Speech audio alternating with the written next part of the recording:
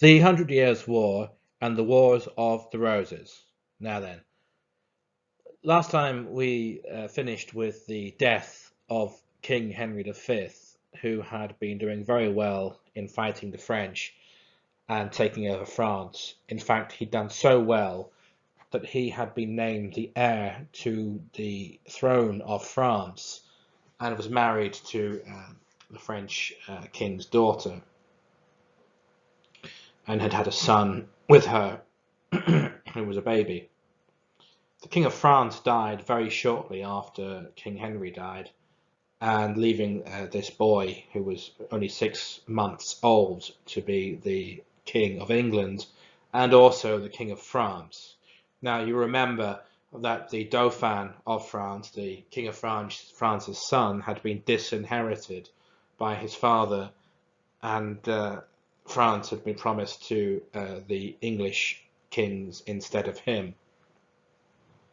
But because Henry V was now dead, then the Dauphin of France thought, well, now I can fucking start claiming France back, and I can be king because my dad's dead, and also Henry's dead. So what's a baby going to do to stop me? So who was in charge now of England now that Henry was dead? Well, on his deathbed, he had named two of his brothers to be the top people to support his baby son and to run the show. And one of his brothers was called Humphrey and was the Duke of Gloucester. And he was in charge in England. The other brother was called John, Duke of Bedford, and he was in charge in France.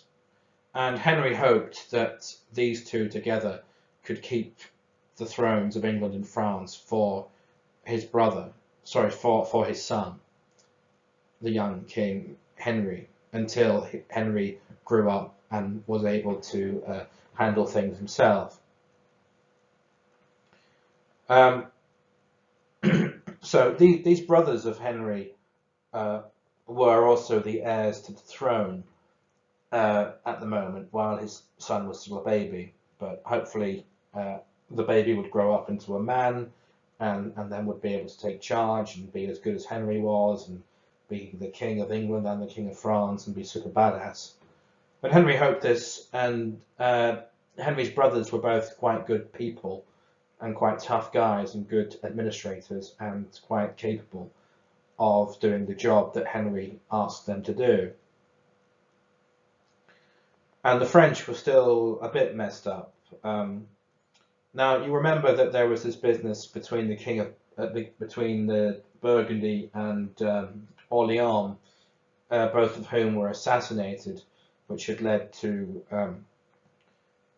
the King of France disinheriting the Dauphin. Now Burgundy was quite a powerful and large part of France that was run by a very powerful duke, the Duke of Burgundy. And the Duke of Burgundy had been assassinated by the Dauphin and had joined with Henry V and with the English against the rest of the French. And this new Duke of Burgundy was called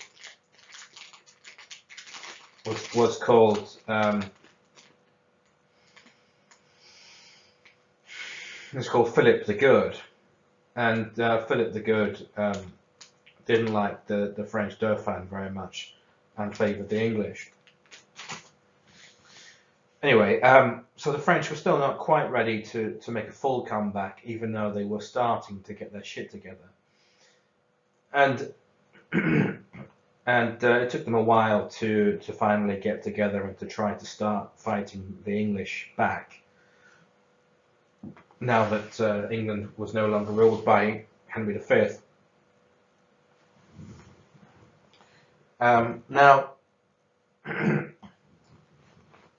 there was a council that was running England, and on this council was Gloucester as the top man, but there was a group of other people around him, and one of the people that was involved was this man who was the Bishop of Winchester, And the Bishop of Winchester was actually related to Henry. And we have to go back a little bit now to John of Gaunt. You remember John of Gaunt as the son of Edward III, who ended up being like the top man for Richard II, and whose son was Henry IV, the current king's grandfather. And John of Gaunt was married 3 times. The first wife he had was Blanche of Lancaster, with whom he had Henry Bolingbroke, later Henry IV. And while he was married to Blanche, he was shagging this girl called Catherine Swynford, and he got her pregnant many, many times and had loads of children with her who were all illegitimate.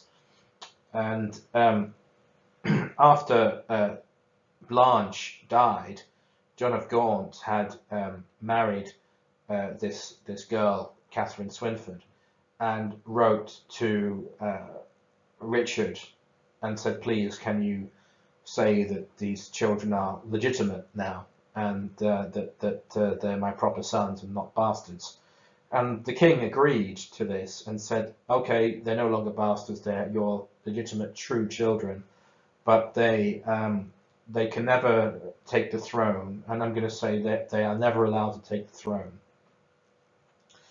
And John of Gaunt said, okay, that's all right. And then when John of Gaunt died and his son became king, Henry IV, Henry IV had said, okay, my half brothers and half sisters, you are still legitimate, and but you still can't ever claim the throne. You're not proper. You're not bastards, but you're never allowed to take the throne. And there's a specific law about barring the Beaufort people from the throne.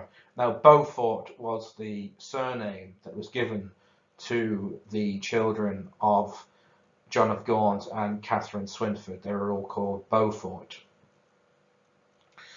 And there were quite a few of them.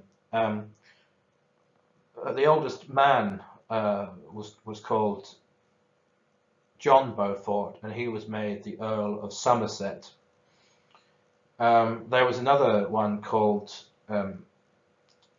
Thomas Beaufort, who was the Duke of Exeter, and who had been one of Henry V's, and who became one of Henry V's great supporters and fought at the Battle of Agincourt.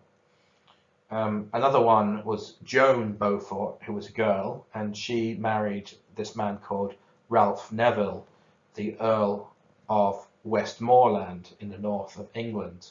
And this Neville family became very important later on. And another son of John of Gaunt was this Winchester bishop. And this Winchester bishop had lived quite a long life and was now part of the council supporting the boy king. And he was supposed to work alongside Humphrey and to help Humphrey. But he and Humphrey didn't get on very well, and they were fighting and arguing a lot. And Bedford had to quite often get involved and sort of stop them from fighting, even though he was really in charge of France, and it's a bit annoying for him. He had to keep fucking coming over to England and settling these arguments between his brother and Winchester, who was his uncle. And basically, what happened now was that the French started getting quite tough and to develop and to rebel more. And Bedford died, and the English still continued to try to fight the French in France, and the French were getting stronger and stronger, and the council that were running England were finding it quite difficult to try to continue this war against the Dauphin. Now, it's very important now to sort of go back and look at some other relatives of the English monarch and some of the lines of the family. Now, Henry Bolingbroke had taken the throne uh, and had killed Richard II, and then had been the father of Henry V, and then Henry V was the father of the current child king, Henry VI. Um, but when Henry Bolingbroke had taken the throne, he really was never the legitimate person to do that, because there was another um, line of the family that had a better claim than him. And we're going to call this the Mortimer line. Now, Henry Bolingbroke was the son of John of Gaunt, and John of Gaunt was the third son of Edward III. The first son had been the Black Prince, who was the father of Richard II. The second son had been Lionel of Antwerp, who had had Philippa of Ulster, and then the Mortimer line. And his line was the one that had been ignored when Henry Bolingbroke had overthrown Richard II. So when Henry Bolingbroke had seized the throne and taken over, there had been a group of people who had a better claim than him for the throne after Richard, but they had never been sort of they never had the inclination or the power to actually try to take over or challenge the Lancastrians. Lancastrians meaning Henry and Henry and Henry. Now the Percy family, you remember from before, had tried to rebel against Henry IV to try to put one of the Mortimer people on the throne, and they had failed.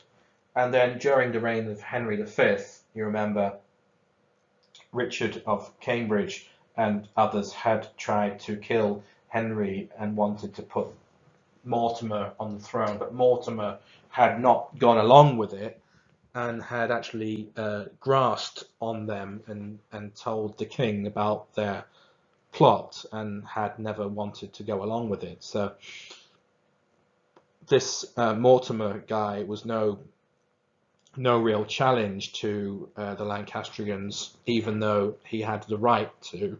He didn't have the inclination to. And so the Lancastrians were able to secure their place without a challenge from the Mortimer people.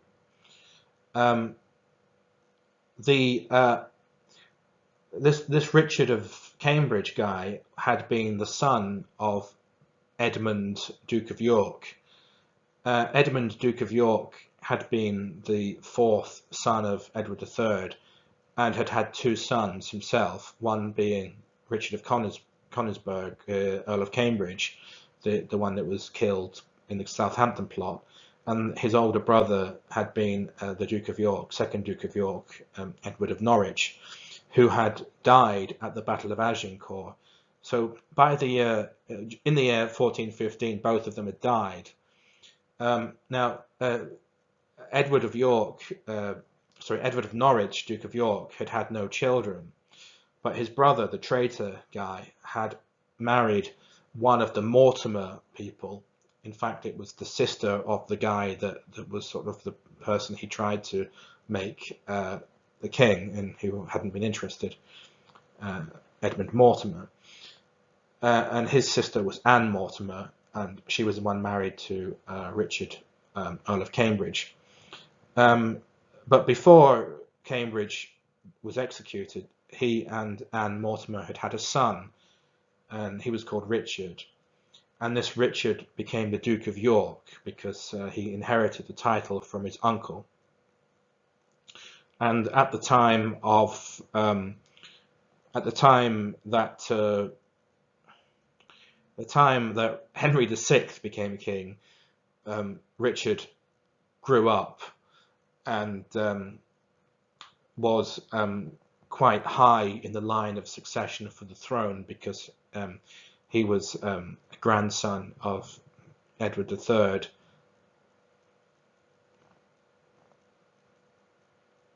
A great grandson of Edward III, and was quite high up in the line of succession. Anyway, he becomes extremely important, perhaps the most important person in this story. And his name is Richard, Duke of York, and he calls himself Richard Plantagenet because he likes to emphasize the fact that he has royal blood. Anyway,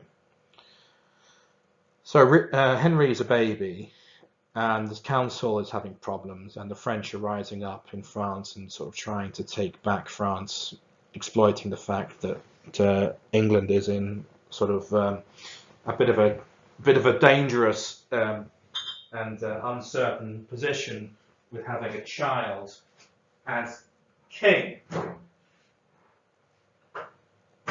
Now what happens next is the king grows up. King Henry VI grows up, and he's absolutely useless. He's the worst fucking king England has ever had. He's really, really shit. He has inherited some of the craziness and the mental illness that his French grandfather Charles VI had. And he's become completely dependent on other people telling him what to do. And he's so shit. He's just useless. He can't do anything. He can't tie his own shoelaces. He can't get out of bed. He's absolutely useless. He can't do anything. He's the worst. If you got a balloon and did a face on it with a marker pen, that would be a better king than he. If you did a shit in a toilet and made that king, it would be better than he was. He was absolutely terrible. And it was absolutely awful. And he was the worst king ever. And he grew up and he was shit. Now, in France, this very young woman, called Joan of Arc, became very important because she was a young French girl who decided that she thought that God was talking to her and telling her to rise up against the English and kick them out of France. And she became a great leader and inspired a lot of French to rebel against the English. And the French started kicking the shit out of the English and killing all the English leaders in France and fucking the English over. And the English were getting fucked on in France and losing everything that they'd gained. And it looked like the English were going to lose the 100 Years' War. Now, the King's Council was still really sort of in charge because he was so shit that he still couldn't take over and have any sort of really authoritative voice in the council because he was still dominated by the others because he just said, I don't know what to do, you tell me what to do. The problem was that they didn't agree. Now, there were two factions in the sort of government of England, and one faction wanted to continue the war and try to beat the French and try to take over France and win. And the other faction wanted to sort of give up the war in France and admit defeat and just say, look, let's forget about it. And there was a man who became very important who was the Duke of Suffolk, and he was called de la Pole, and de la Pole became sort of like a prime minister type, and his philosophy was that he thought that it's better if we sort of stop fighting the French and sort of try to make a peace treaty rather than keep sending people to get killed and keep spending money on the war. Now, there was another faction that disagreed with him, and Humphrey, the uncle Humphrey, he was somebody who wanted to keep fighting the war, and the other people wanted to sort of stop fighting, and Humphrey main argument, though, was with Winchester, and Humphrey and Winchester just hated each other and didn't get on. But another thing that happened was that this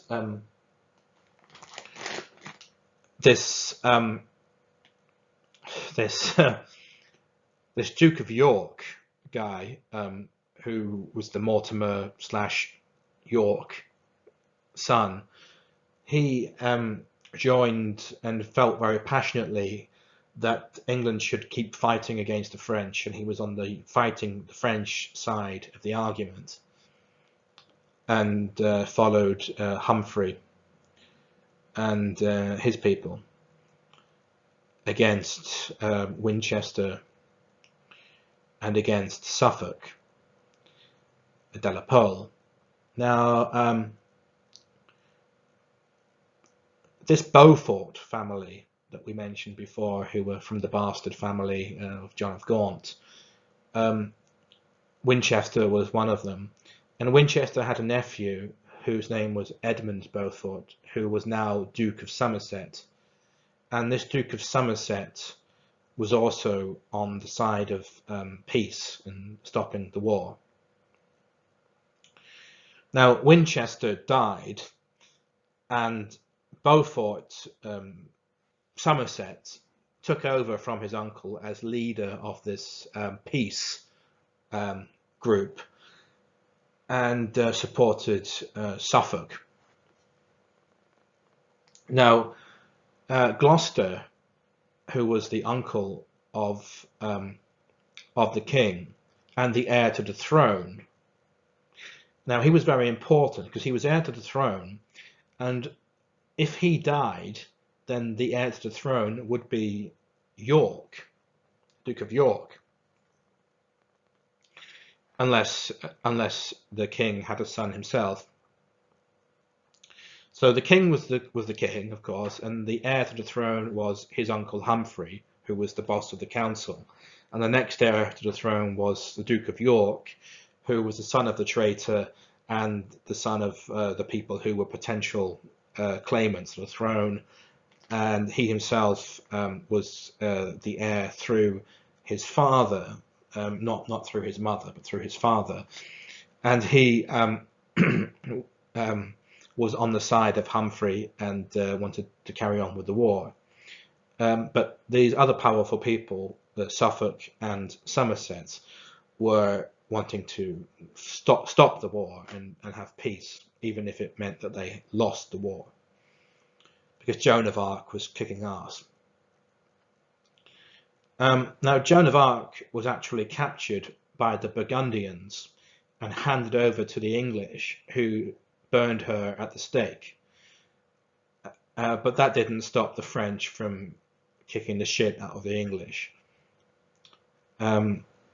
Now, Humphrey, the Duke of Gloucester, had a wife, and she was very ambitious, and she knew that the king was shit, and she knew that her husband was the heir to the throne, and she hoped that they could maybe make him king, and she could be queen, and then they could have children who would be kings and queens and stuff and take over.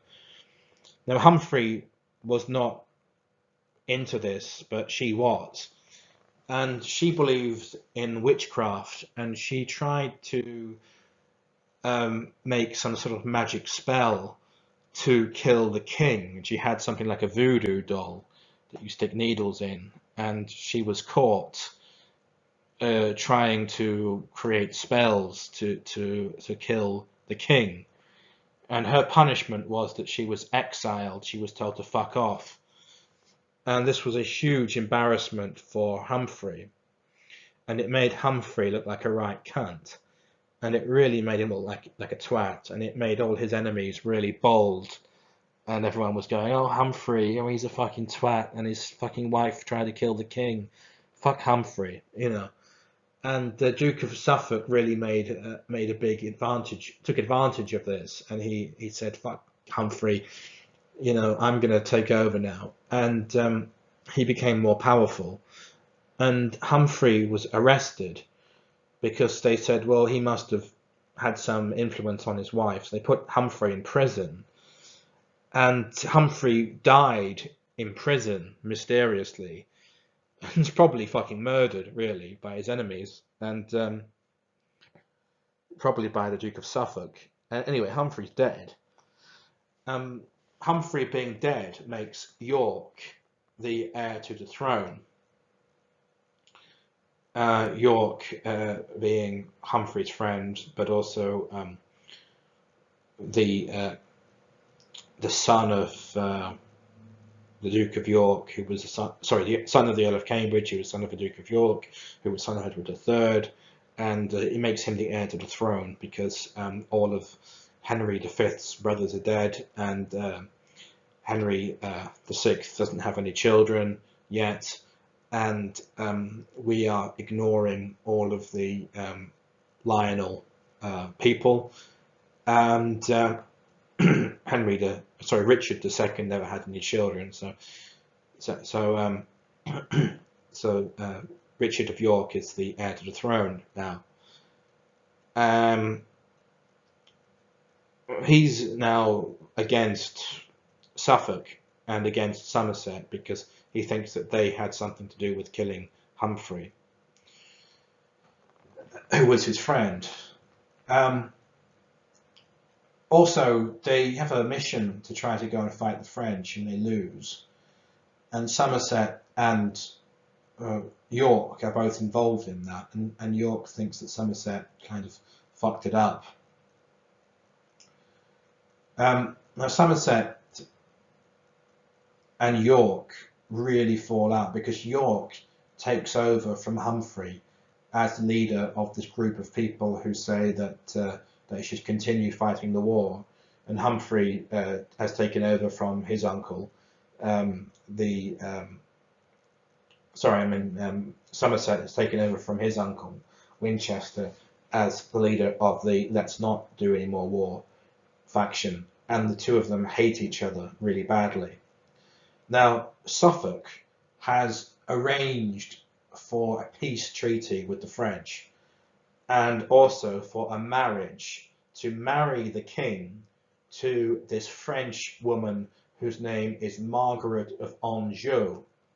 Margaret of Anjou is the daughter of a French duke who claims to be the king of Jerusalem and the king of Sicily, but neither of these claims are claims that he can actually take advantage of, because he doesn't have the might and power to press these claims, and he's basically in exile in France, and he has no money, and he's a really poor guy. Even though he has fancy names and fancy titles, he's poor as shit, and he's fucking really no use to anybody. And his daughter is chosen to be the wife of the king, and her name is Margaret. And as part of the marriage treaty, the English have to give the French almost everything they have in France as part of the dowry, and the French princess, the French girl Margaret's father doesn't give the English king fuck all, no money and nothing. So this deal, this peace treaty, really that is just the English giving up and letting the French take over everything and saying, sorry, you can have everything, you've won. And the only part of France that England keeps is the city of Calais. Everything else goes to France. Everything. So quite a lot of these people are really upset because we've had this 100 years war, and we've had hundreds and hundreds of years of fighting against the French, and hundreds and thousands of people being killed for nothing, all to be given away because we've got a stupid, terrible king and a bunch of cunts around him. Margaret of Anjou is the new Queen of England, and she is a really tough and ambitious and strong young woman. And she sees that Henry is a useless prick, and she decides that she's going to be the one to rule England and to be the real boss and take advantage of the situation, and that she's going to be a successful queen and that her children are going to be kings and queens in the future. And she becomes very good friends with the Duke of Somerset, and also with Suffolk. Now Suffolk is disgraced because people accuse him of having murdered Humphrey, and they find some evidence, and they say you killed Humphrey of Gloucester, and the king sort of has to agree with them, and he doesn't want to kill Suffolk, so he says, you're in exile now, you've got to fuck off to France. So Suffolk has to fuck off to France, but when Suffolk gets on his boat to travel to France, a bunch of people who don't like him, they get on another boat and they chase him and they murder him. They just fucking kill him, like in a kangaroo court kind of a thing. And they've murdered Suffolk. He's dead. So Somerset now becomes the most important lord in England because he's really close friends to the Queen, Margaret, and he's the leader of the people that stopped the war. And Somerset and the Queen are really close friends. Some people say that they were shagging.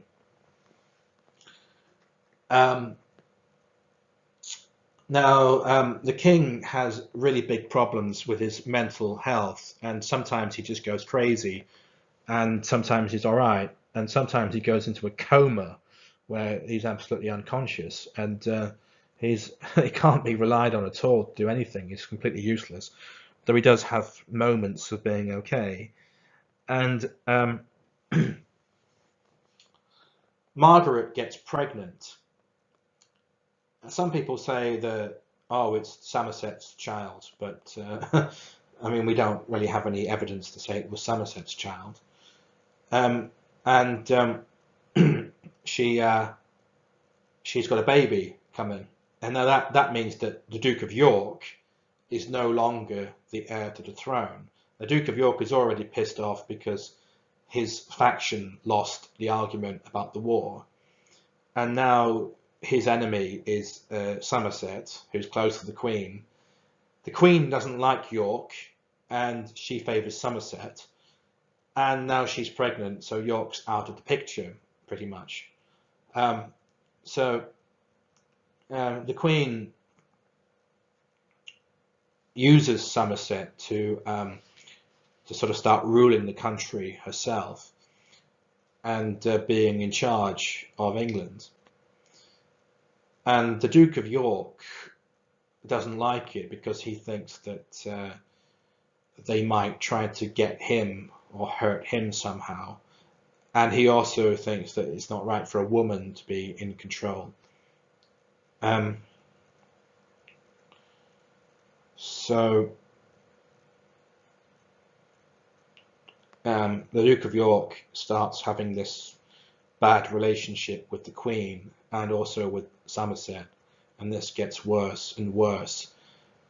And the Duke of York wants to be the most important duke and the lord of the country and to rule the country for the king, and Somerset wants to do that as well.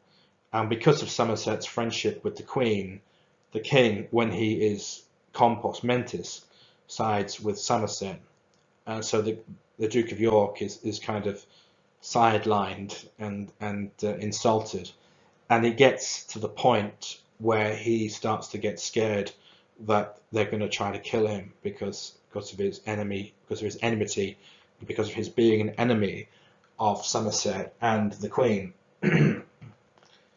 Now, there are also some other people that are quite interesting at this time. The king's mother, Catherine of Valois, who had been the King of France's daughter and was married to Henry V. After Henry V died, she was still a young woman, and she had remarried with this guy from Wales called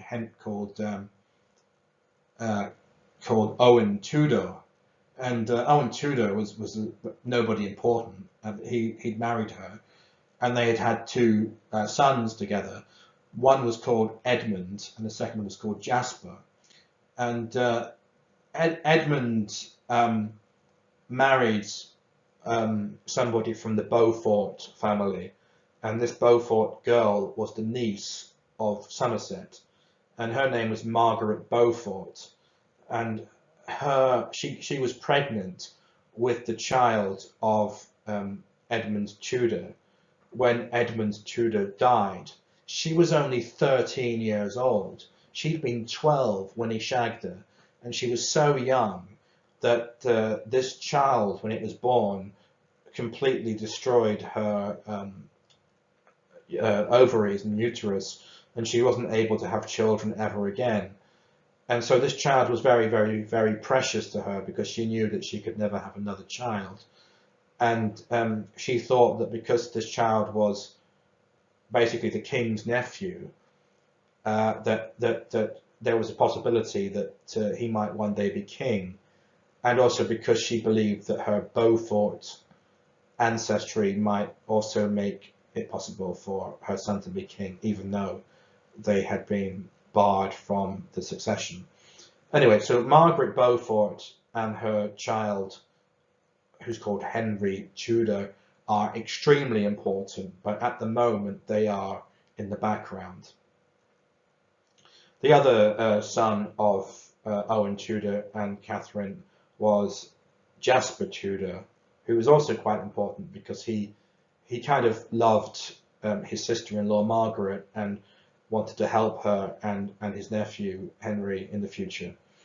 So we'll call them the Tudors, and they're very important, and they certainly become extremely important later on. But at the moment, they are in the background. So Humphrey's dead. The Queen Margaret is pregnant. Henry is still useless. York is not having a good time. The French have taken over all of France and won the 100 Years' War. Even though Joan of Arc died, they still won. Charles the Dauphin is now King Charles VII of France, and England and France are at peace.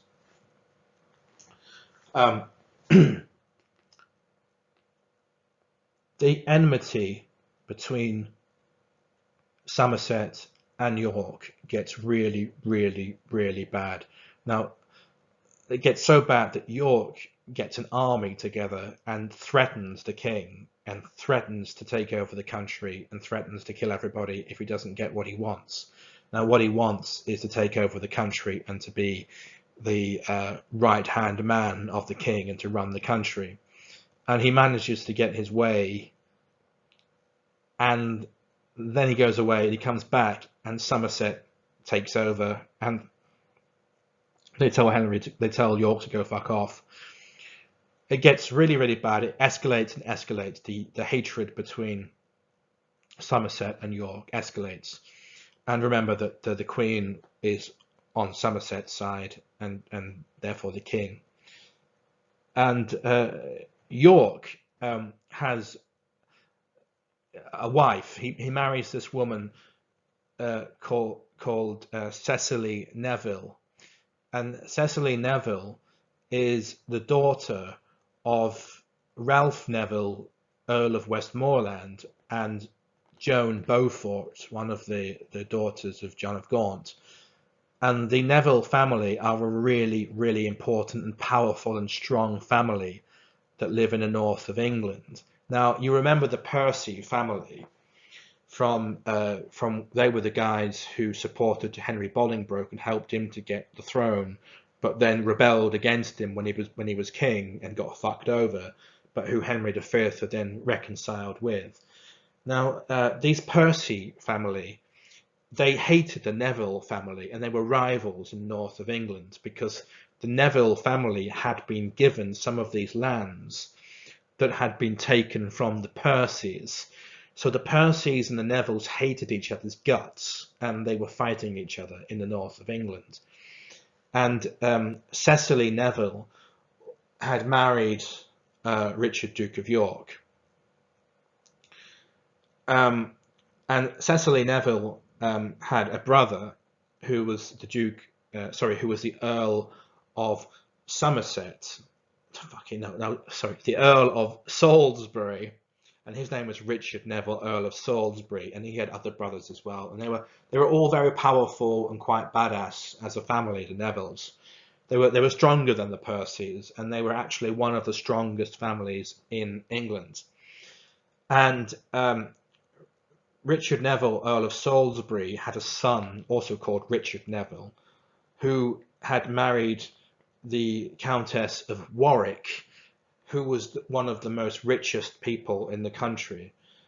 And Richard Neville was then Earl of Warwick, and this Richard Neville, Earl of Warwick, was the most powerful, richest man in England. And he and his father were very close friends to York, as his cousins and his best friends. And they supported him and they sided with him, partly because Lancaster family didn't want to help them against the Percys, but mostly because Cecily was married to York. So anyway, York joined forces with the Nevilles, Salisbury and Warwick and their brothers and sisters and so on. And they raised an army together and they attacked the king when the king was traveling alongside Somerset and some other people. And they killed Somerset and they took the king prisoner. And they said, "Oh, we're just rescuing you from your evil counselors." And they killed one of the people they killed in this battle. It was called the First Battle of St. Albans. One of the people they killed in this battle was the Earl of Northumberland, Henry Percy. And this Earl of Northumberland, Henry Percy, was the son of old Hotspur, who you remember from before. And this Henry Percy also had a nephew called Clifford. And Clifford was also killed in this battle. And Clifford and Percy were two of the most important nobles in the north of England. And they both had sons who were absolutely furious about their fathers being murdered by York and the Nevilles. And they vowed that they would get their revenge. And they promised that they would not let the Lancastrians give up, and they would not rest until they got their revenge, and York and the Nevilles were punished and killed. So that York and Warwick and Salisbury made loads of enemies in this battle, and also they made a big enemy of the Queen because she really liked Somerset, and they just killed her, and they'd also captured the king, which was a real fucking well, it was really a bit fucking rich and a bit. You can't be attacking the king, you know. So anyway, that was the first step. That was the start of the Wars of the Roses. It was 1455, the Battle of St. Albans, and after they won that battle, they basically took the king and they said, "Right, we're in charge now. Somerset's dead. I, York, am now going to be running England and in your name and sorting things out." And the Queen has to sort of sit down and shut the fuck up. But the Duke of York also doesn't think that he's safe, and he worries that they might still kill him when they get the chance. So he thinks the only way for him to be safe is if he can actually become the king. So he looks at his family tree and he thinks about the fact that his mother was from this Mortimer line that came from Lionel, and how they never challenged Henry IV or Henry V. And he says, well, actually, they should have challenged him, because really they should have been the kings and queens, and that means that I have a better claim to the throne than does the king, because Henry the Sixth, Henry the Sixth is the grandson of Henry Bolingbroke. Henry Bolingbroke didn't have the right to the throne because after Richard II, it should have gone to the Mortimers, and I am from the Mortimers, so I should be king.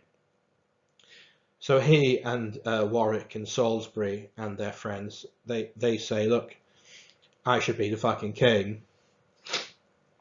And Henry VI, being really sort of weak, agrees and says, all right, but let's do a deal. Let me live my life as king, and while I'm king, you can be in charge like the real king, but let me live and be king and have the title of king for the rest of my life. And when I die, you are my heir and all your children after me, and the House of York will be the new kings and queens of England, and the House of Lancaster will be finished. Now, Henry VI now has a son called Edward of Lancaster, and he's a child, and Edward is now disinherited from the throne. His father has just given his throne to York. Now, Henry's a pussy and is not able to defend himself or defend his family, but his wife, Queen Margaret, is furious about this, and she says, fuck that, you fucking pussy, giving up to York. I'm gonna drop dead before I let fucking York have the throne. Fuck you and fuck York, he's a cunt, and you're a little piece of shit for agreeing with him. So she says, my son's going to be king, and how fucking dare you try to take his throne and give his throne away to some cunts. So she says, York is the biggest cunt I've ever seen in my life. So she gets an army together. She goes around the country. She gets the Percys, she gets the Cliffords, and everybody else that wants to join her. And she attacks York, the man, not the place. He attacks York and kills him, cuts his head off, also kills one of his sons as well. And York's dead, and she says, well, that will fucking teach you for rebelling against your king. Now, I'm in charge. Henry is on the throne. I'm his queen, and York is fucking dead. This is in the winter of 1460, the Battle of Wakefield. Now, the Duke of York had married Cecily Neville, and they had had a very large family and loads of kids. And the eldest son was called Edward. And Edward was 18 years old. And he got together with the Earl of Warwick. Now, the Earl of Warwick's father, the Earl of Salisbury, had also been killed at Wakefield with York. So Warwick and Edward were cousins, and both their fathers had been killed by Margaret, and they both had something in common. And Warwick was really powerful, and Warwick and Edward got together, and they decided that they would continue with the war, and that Edward would continue with the claim to the throne, with Warwick supporting him. And they continued to fight against Margaret and the Lancastrians. Now we could call this one side the Lancastrians, the other side the Yorkists. The Yorkists are Edward and his family and the people who supported him. Lancastrians are Henry VI and Margaret and people who support them. Now they're associated with the Red Rose, and the Yorkists with the White Rose. So the Wars of the Roses is the Red Rose of Lancaster, the White Rose of York. There's a few battles, and it goes back and forth, and there are winners on both sides. And all of the different noble houses have to pick sides, who they're going to fight for, and what side they're going to choose. And sometimes they switch and change who they're going to fight for, depending on what they think is in their best interest. Now, Edward and Warwick take over London, and they call Parliament together, and Parliament says that Edward should be king, not Henry, because Henry made a promise and he broke it. So, so what they say is that they will just have a big fight to decide everything and have a huge battle. Everyone who supports Edward as king on one side, everybody who supports Henry as king on the other side, and it's an enormous battle, enormous. And it takes place at a place called Towton, which is in Yorkshire, and it's in March, but it's really cold and it's a blizzard, and it's in the snow and there's a blizzard, and the Yorkists win this battle and they completely destroy all the Lancastrians, and it's almost a complete annihilation of the Lancastrians, and they're completely destroyed. Henry and Margaret and their son have to run away. They fuck off to Scotland, and Edward, having won this battle, goes to London and he sits on the throne and he is king, Edward IV of England. And the Duke of Warwick is his right-hand man and his most important friend. Now, Warwick really thinks that he has been the most valuable player in this scenario, and that he is the man who put Edward on the throne. And he wants to be rewarded with power and money and titles and privilege by Edward. And he really wants to be the boss and to tell Edward what to do, because he's older than Edward as well, because Edward, remember, is only 18 years old. So Warwick really expects that he's going to be the boss, really, of Edward and push Edward around. Now, Edward, yeah, he loves Warwick and he thinks Warwick is brilliant for helping him out, and you know, he's his best friend. But Edward kind of wants to, you know, have his own will and do his own thing. One of the things that Warwick wants is for his two daughters to marry Edward's two sisters. Warwick has two daughters called Isabel and Anne, and Edward has two brothers called George and Richard. And these brothers, Richard and George, actually really like Isabel and Anne, because when they were children, they were really good friends. They used to hang out together, and they actually really like each other. You know, George and Isabel sort of quite fancy each other, and Anne and Richard also quite fancy each other. So, I mean, what's the reason why they can't be together? You know, they like each other, and Warwick really wants it. But Edward doesn't want to do that, because he thinks that, they're only the sons and they're only the daughters of an earl. You know, my brothers should marry foreign princesses, French princesses or Spanish princesses. So he says no, and that's kind of an insult to Warwick. It's a bit of a kick in the balls, and it's really ungrateful. So Warwick's really a bit annoyed and disappointed that Edward wouldn't allow that. And by the way, George isn't very happy either, because he quite liked Isabel. Now, another thing that's important is that there's a question mark over the legitimacy of Edward, because his mother, Cecily Neville, she conceived him and had him when her husband York was in France fighting a war, and the dates of when he was born don't really add up right with when he and his wife were together. And a lot of people had evidence that she was cheating on him with somebody else. So some people thought that Edward was actually not actually the son of the Duke of York, but was a bastard of his mother with somebody else, which would ruin his claim. But most people at this time never said anything about that because he was successful and he was badass and he just won this huge battle. And so um, Edward's a king. Warwick's his right-hand man. He's a little bit annoyed because of the marriage thing.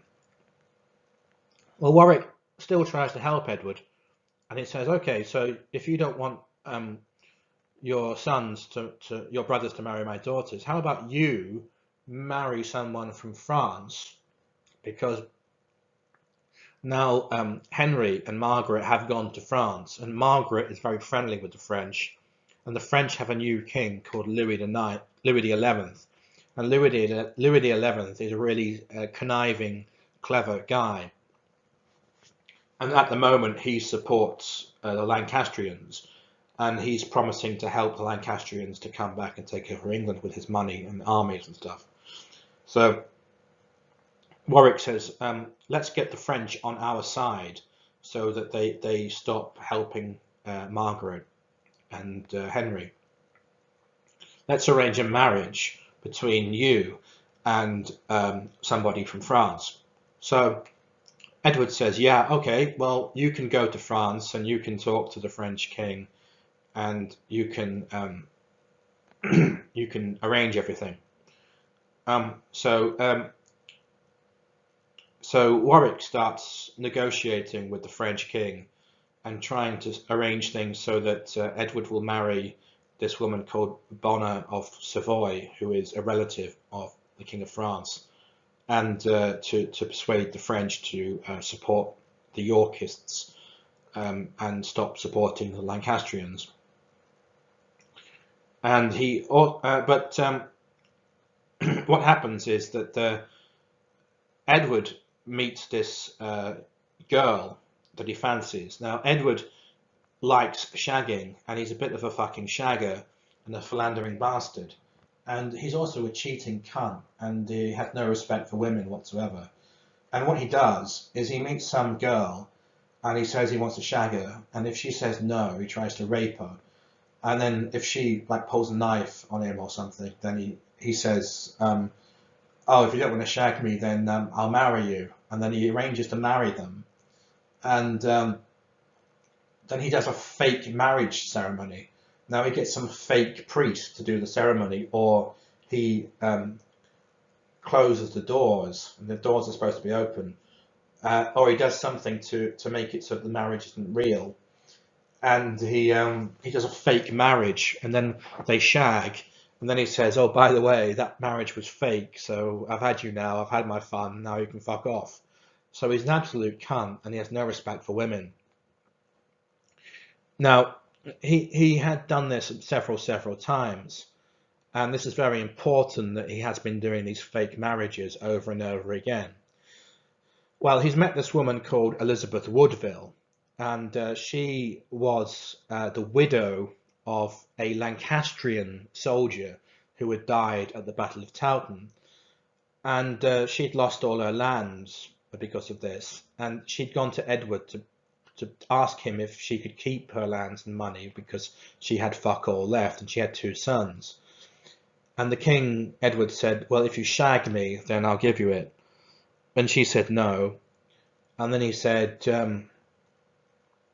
he said, I'm going to fucking shag you. And he got a knife out and tried to rape her. And then she had a knife and she said, if you fucking touch me, I'm going to kill myself. And then he said, okay, I'll marry you. And she said, okay. And he tried the fake marriage thing, but she knew all the tricks. And she said, no, if this has to be a real marriage. And she knew all the tricks and everything, and they had to have a real marriage. So they had a real marriage. And so Edward was married to Elizabeth Woodville. And anyway, the King of France heard about this, and he said, fucking hell, what's all this bullshit? You're saying that he's going to marry my relative, and now he's married to some bitch? Are you taking the piss? Is this a joke? Are you laughing at me? You know? And Warwick is made to look like a right cunt, you know, and really embarrassed. So Warwick is really pissed off with Edward. Now, Warwick had been thinking that he would be the boss and he would be Edward's boy and his his homeboy and his man, and that his family would be benefiting from their relationship with Edward and the House of York, and that his daughters would be marrying Edward's sisters, and everything would be great for the Nevilles. And that was his whole reason, really, for fighting so hard for York and winning all the battles for them and supporting them so much. And now Elizabeth Woodville, who was the widow of Lancastrians, and her father and mother were also Lancastrian supporters as well, that they come along, and just because of a shag, they had sort of taken over, and now Elizabeth Woodville and her father and her brothers and her sons were taking all these jobs and all this power and all this influence on the king and taking it away from Warwick. So Warwick was really fucking pissed off because the Woodvilles were taking over, and he hated the Woodvilles, and his daughters hated the Woodvilles as well, and he was really pissed off. And it got worse and worse because Elizabeth Woodville hated Warwick as well. Now, Edward had two brothers, Richard and George. George was the middle and Richard was the younger. And George didn't like the Woodvilles either. He thought that they were not good enough for the royal family. George was very good friends with Warwick, and he liked Isabel a lot. And this rumour about Edward being illegitimate was going around. So Warwick got together with George, and they said, we're gonna get rid of Edward and put you, George, on the throne because Edward's a bastard. George was a complete prick and a useless cunt, though, and as well as a traitor to his brother. But Warwick and York rebelled against Edward, and they actually managed to capture Edward. And Warwick thought that the Parliament would agree and all the people in England would agree to make George king, but they didn't. They said, no, we want Edward. So then he was fucked, because the only way that he could make George king was to murder Edward, and he wasn't going to murder Edward because he knew that Edward was extremely popular. So he had to let Edward go and put Edward back on the throne and let him be king. So George and Warwick had to kind of say sorry and sort of let it go, and Edward had to forgive them both. And but he forgave but didn't forget. And the relationship between Edward and Warwick got worse. Now, also during this time, George had married Isabel, Warwick's daughter Isabel, without the permission of the king, but they were forgiven for doing that. So Isabel Neville is married to George, Edward's brother, and Warwick is kind of in the shit book for his behaviour, and George isn't Edward's favourite person in the world either. Richard, on the other hand, still good. Richard is still good friends with Edward and good brother. So anyway, the relationship between Warwick and the Woodvilles gets worse, and in the end Warwick decides he's had enough of this shit, and he goes to France and he meets Margaret, Henry's wife, Margaret of Anjou, and he says, I'm fucking sick of Edward. I fought against you, I fought against your husband, I helped Edward, and now I'm saying I'm going to change sides and I'm going to support you, and I'm going to help you to put Henry back on the throne of England. And I'm sorry about everything I've done, but how do you want me on your side? And even though she hated his guts, Margaret knew that he was really powerful and strong. So she said, yeah, you're on my team now, let's go. And the King of France said, okay, I'm going to give you some money and some soldiers, because Edward pissed me off as well. So with French money, French soldiers, Margaret and Warwick, they went to England and they overthrew Edward IV, and they put Henry VI back on the throne, and Edward had to fuck off to Burgundy. Now, Edward the Fourth was good friends with Burgundy, because Burgundy was still not very good friends with France, and Edward's sister Margaret of York married the Duke of Burgundy, who was called Charles the Bold. So the York family had support in Burgundy.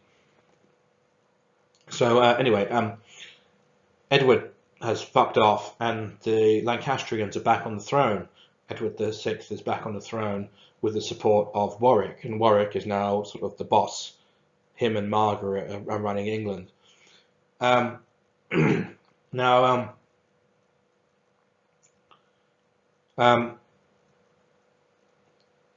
they think they've won now, and it's all finished, but Edward comes back.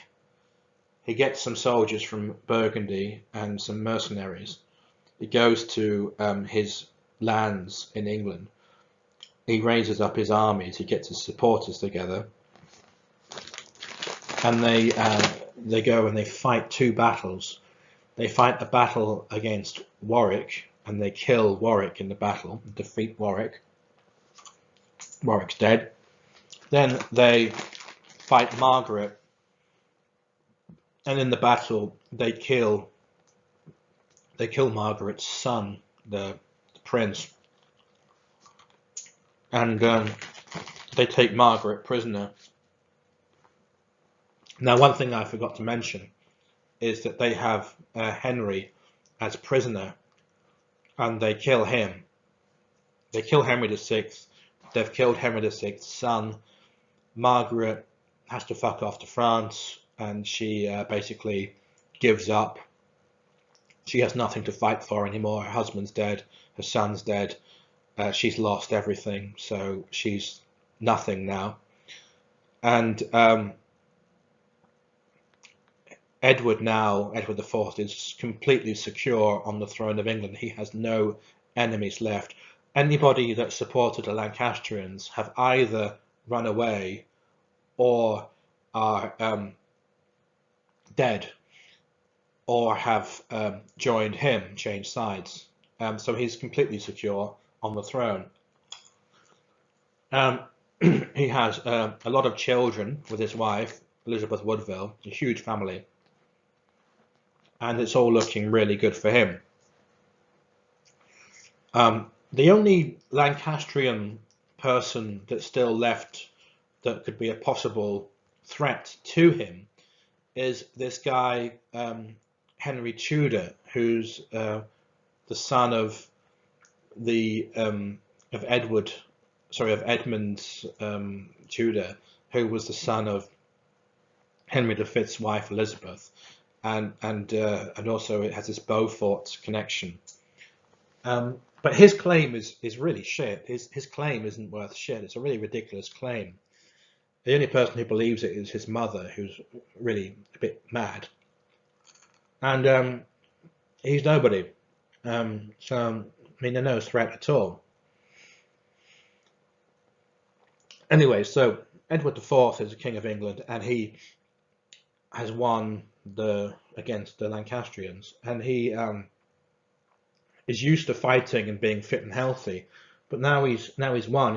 He gets kind of lazy, and he starts eating and drinking a lot, and he doesn't do any work, and he gets sick, and he's quite young, and he dies, and it's now 1483, and he just dies, and he's got two sons, and he's got loads of daughters, but two sons, and they're both children, and and before he died, his middle brother George pissed him off by accusing Elizabeth Woodville of being a witch, and so Edward had him killed. So he has one brother left, who is Richard, and Richard is the new Duke of Gloucester. And Richard has been really loyal to Edward all the time and always supported him and fought on his side in the battles and been like a really good brother. So Edward really loved and trusted Richard, and on his deathbed, Edward had said that he wants Richard to rule England as protector until his son is old enough to be king. The son was also called Edward and was now King Edward V, and he was a boy. So Richard was now the protector, and there was a big problem because Elizabeth Woodville, who was the wife of the now dead Edward, she and the mother of the new king, she thought she should be in charge and that she should be controlling the kingdom now. And she was a bit pissed off that this brother of Edward was going to come and take over, because she didn't actually know him very well, because he was in the north of England and he was sort of had a job up there, and he wasn't very involved with her or her children. And she had a brother who was very close and really good friends with the young king, and like a favourite uncle. His name was Anthony Woodville, Earl Rivers. And Rivers was like, they thought he should be protector, not Richard. But the king, Edward, had said Richard's going to be protector. So there started like a kind of a rivalry between the Woodvilles and Richard. You know, there had been a rivalry between the Woodvilles and Warwick, then there had been a rivalry between the Woodvilles and George, and now there was a rivalry between the Woodvilles and Richard.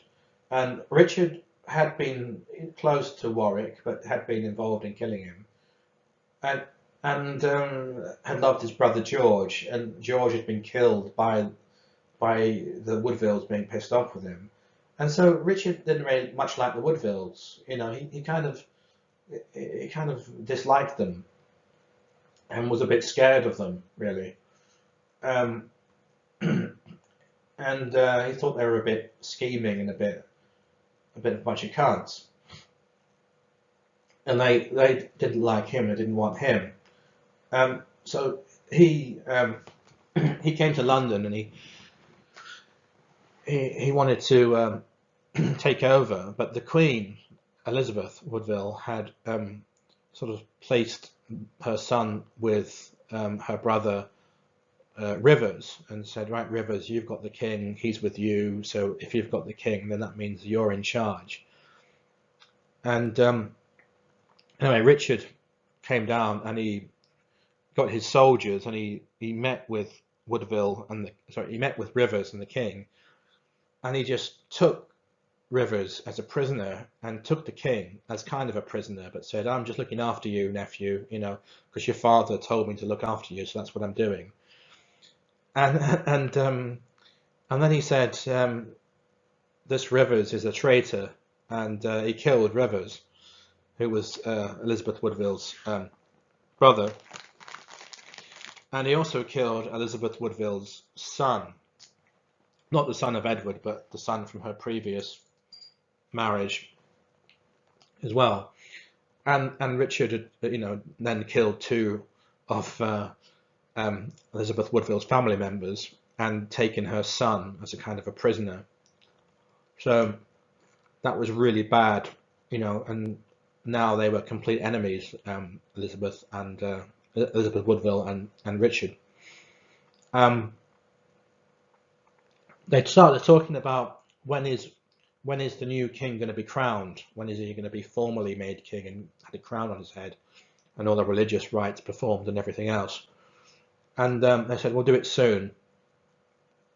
And Richard put his nephew, the king, in the Tower of London. Now, the Tower of London is two things. It's like a hotel for the royal family, like it's the most fancy special place in the world for the royal family to stay in, and it's also a prison for people who are powerful and rich to go in. And Richard puts his nephew, the king, Edward V, in the Tower, and he says, well, that's a good place for him because it's luxurious and he'll be taken good care of in the Tower. Elizabeth says, oh, fucking hell, he's taken my boy and he's going to murder him or something. It's not safe. And she has another son called Richard, again, Richard Shrewsbury. And Shrewsbury is even younger than Edward. And Shrewsbury is the next son. Now, Richard, Duke of York, goes and he takes Shrewsbury and says he needs to go in the Tower with his brother. They need to be together. And then when we have the coronation, then they'll be together. Elizabeth doesn't want him to take him, but Richard has the power, and he just takes him out of his mother's hands, and he puts him in the Tower with his brother. So these two princes are the princes in the Tower. Edward V and his brother Shrewsbury are the princes in the Tower. Elizabeth, their mother, is worried because she doesn't trust Richard. Richard has just killed her brother and her other son. So she's really worried, and she really doesn't like Richard very much at all. Richard then, somehow this information comes out. Somebody finds a document that proves somehow that King Edward IV, Richard's brother, remember that he used to like shagging, and he used this fake marriage thing to get his dick in a girl. He had married a woman before he married Elizabeth, and they said that marriage that he had before Elizabeth had been a proper, true, legitimate marriage, and that when he married Elizabeth Woodville, he was already married to somebody else, and therefore his marriage to Elizabeth Woodville was bollocks and fake and didn't count for shit, and therefore all the children that Edward IV had with Elizabeth Woodville were bastards, illegitimate, the children of an unmarried couple, and therefore none of them could be princes or princesses or kings or queens, and they were all shit. And therefore the two boys in the Tower were bastards, and it also meant that Richard was the rightful king now. So Richard took that and he said, I agree with that, and he got Parliament to agree with it. He had a friend who was the Duke of Buckingham, and the Duke of Buckingham helped Richard to seize the throne. And he took over, and he had himself crowned as King of England, Richard III. Now, what happened to the two boys in the Tower? Well, nobody knows what happened to them. They just disappeared off the face of the fucking earth, and nobody knows whether they were murdered or whether they escaped or whether they were hidden or what happened. Most people think that Richard probably murdered them both. Some people think that they were murdered later by somebody else, but we'll come back to that. Some people think they survived and ran away, but we really don't know what happened to those two boys. So Richard's now king. Now, Richard is married to Anne Neville, who is the daughter of old Warwick, and she's the sister of Isabel Neville, who was married to George, and she's dead as well now. Anyway, so Richard is now king, Richard III of England, and he's really pissed off quite a lot of people, because a lot of the people who were friends with his brother, they don't like the way that he's taken over the throne and the way that he's just disappeared the nephews and stuff. They think it's a bit weird and a bit unfair, a bit dodgy. Even though he has proven himself to be like a really great soldier and stuff, and was loyal to his brother while he was alive, a lot of people don't like the way that he's behaved after his brother's died, and the way he's treated his brother's widow and his brother's children. And the Woodvilles are really upset as well, obviously, because he's murdered some of them. Now, Elizabeth Woodville has a daughter called Elizabeth of York, and Richard wants to marry her. Now, Richard's wife, Anne Neville, dies. They had a child, and the child died as well, and he thinks that he should marry his niece. Yeah, it's weird, incest. Marry his niece, Elizabeth of York. Now, you remember this Henry Tudor guy? Well, he's now adult, and he is fucked off to Brittany, and his mother still is saying that he should be king. And his mother also, her name is Margaret Beaufort. She has married this guy who's called Lord Stanley, and Lord Stanley is on the side of Richard, but he and his brother, all the time during the Wars of the Roses, have always sort of sided with whoever they thought would win, and they kept changing sides all the time, and they're very unreliable and untrustworthy. And this Margaret Beaufort has married this guy, and her son Henry Tudor is in Brittany, and he goes around Brittany and he decides that he wants to invade England and become king. And he gets some soldiers together from Brittany, and they're kind of mercenaries and shit soldiers. And the Duke of Brittany says, well, I'll give you everyone from my prisons. I'm sick of paying to feed the cunts, so I'm going to give them to you, and they can be your soldiers. So he gets all these soldiers, and they're shit. Now, there was this guy called Buckingham, and Buckingham had been one of the people to help Richard to take the throne. And he wanted stuff from Richard. He said, give me this title and this money when you're king. And when Richard became king, he said, oh, fuck that. I don't want to give you anything. So Buckingham turned against Richard, and he tried to get Henry Tudor to come back. And he started raising a rebellion against Richard. It was called Buckingham's Rebellion. But it failed because Henry Tudor didn't come. So Richard's people killed Buckingham. Now, you remember that Henry Tudor had an uncle called Jasper, and Jasper had always been on the side of Lancastrians all through the war. And he was the Earl of Pembroke, which is in Wales. And he was a really good supporter of Henry Tudor. So Henry Tudor came to Wales with his Breton soldiers, and he teamed up with Jasper, his uncle, and Jasper's people. And this guy called the Earl of Oxford joined them, and he was somebody who had been fighting alongside Margaret in the Wars of the Roses, and had escaped and now came back. And basically, this new Lancastrian army was created with Henry Tudor as their leader and as the claimant to the throne against Richard III. And some of the people who had supported Edward IV either said, we're not going to fight for Richard because we're pissed off with him, or joined the new Lancastrians. And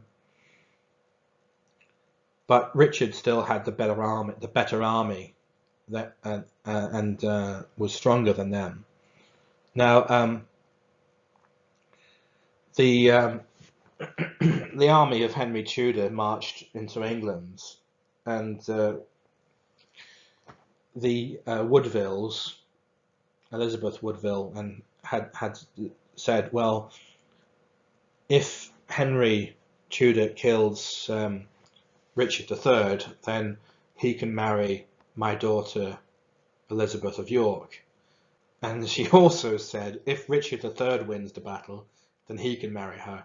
So basically, she wanted her daughter to marry whoever won, but she really hoped that it would be Henry Tudor, because she didn't like Richard III, because she thought he'd murdered all her family. And Henry Tudor thought it would be brilliant if he could marry Elizabeth of York, because that would bring the House of Lancaster and the House of York together, and their children together would be half York, half Lancaster, and it would end the Wars of the Roses by joining the two families together. So anyway, it didn't matter that to him that his claim to the throne was bollocks. He thought that if he married her, then it would be secure. So there's a big battle between Henry Tudor and Richard III, and it's the Battle of Bosworth Field. Now, during the battle, two really important things happen. One is that this Stanley guy, who's married to Henry Tudor's mother, is sitting on the sidelines of the battle, watching it, and he won't join it until he's decided which side he thinks is going to win, and he'll join that one. The second thing that happens is that Henry is riding his horse through the battle, and Richard sees him, and Richard attacks Henry and thinks, I'll kill him myself.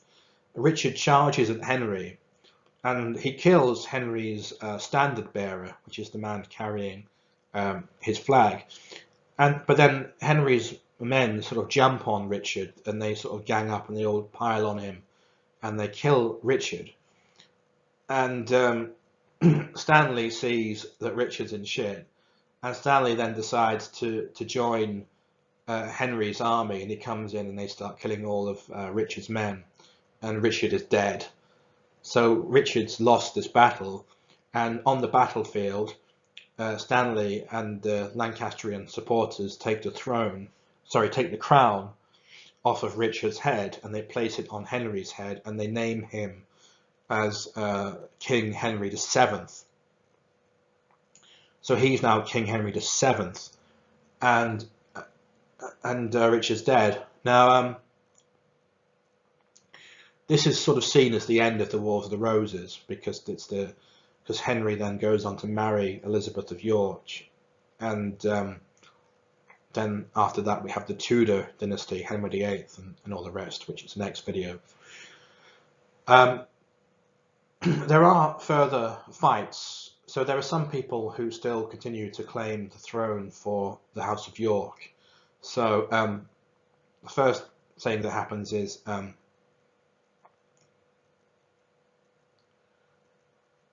I have to stop there for a second and go back a bit.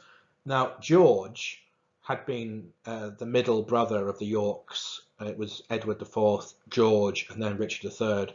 And George had married Isabel Neville, and they had had two children. One of them was called Margaret, and the second one was called Edward. And Edward became the Duke of Warwick. And this Warwick was a boy, and he had mental health problems, and he was quite slow, and he really was had the mind of a small child all the time, and needed looking after, and he really wasn't capable of doing anything, and he was like a little boy, like a little baby. And when Henry Tudor became king, he wanted everybody who was a potential threat to him to be rounded up and sort of kept prisoner.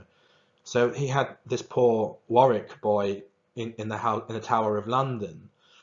Now, some people think that it was Henry Tudor who killed the princes in the Tower and not Richard III. Now, that's a good argument, but there's no evidence and nobody knows. Anyway, so anyway, Warwick is a poor boy, and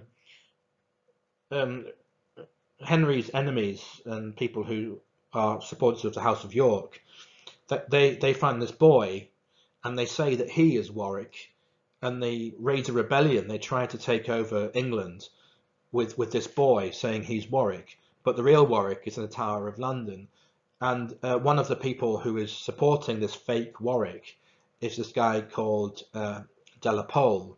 And de la Pole is the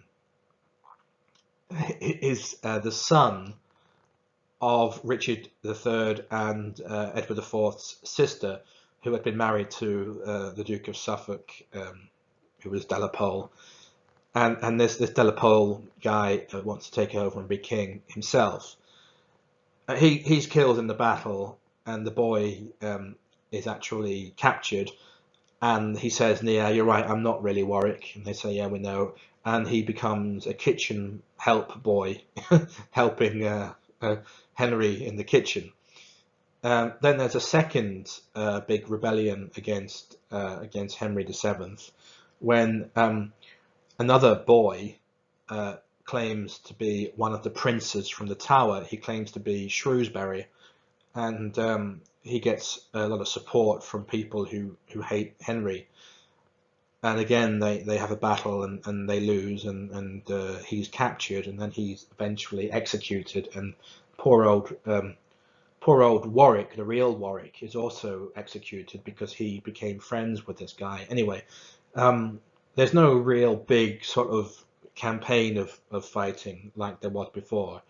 And Henry VII is quite successful at maintaining his power and his grip on the throne and destroying his enemies through intelligence and through being clever.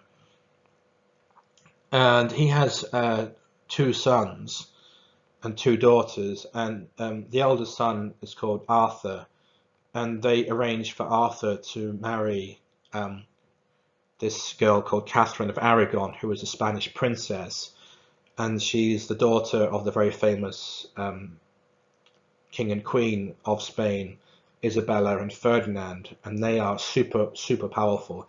They are the people who sent Columbus to take over and discover America, and they are also the people who started the Spanish Inquisition, which is quite a bad thing. But they're super powerful, and she's a big deal. So they've arranged this marriage, and they get married, and poor old Arthur gets sick and dies. And the second son is called Henry, and so they arrange for Henry to marry Catherine of Aragon. Now, you're not supposed to marry your brother's wife. That's kind of not allowed. That's seen as a bit incestuous because of the religion. But if you get married to somebody and you don't have sex, then you can say that the marriage wasn't real, because you have to have sex to sort of rubber stamp the marriage and say it was real. If you never shagged, then you can sort of quit the marriage. It's like a divorce. It's called an annulment. And if they didn't fuck each other, then it's all right. Then they weren't really married properly. And Henry VII says, well, they didn't fuck, so they never were really married, Arthur and Catherine, so that means Catherine can marry Henry, and it's all right. And he got the Pope to agree, and the Pope said, okay, I agree with you. I'm going to give you a special permission for Henry to marry Catherine, because I believe you that they didn't fuck. So Catherine of Aragon marries Henry. Now, Henry VII dies, and his son Henry becomes King Henry VIII, and he's married to Catherine of Aragon, and they are the king and queen. And Henry, remember, Henry VIII is the son of the Lancastrians and the Yorkists, and now he is quite secure on the throne, and the Wars of the Roses are finished, and we are now ready for the Tudors, which is the next video. Thank you very much.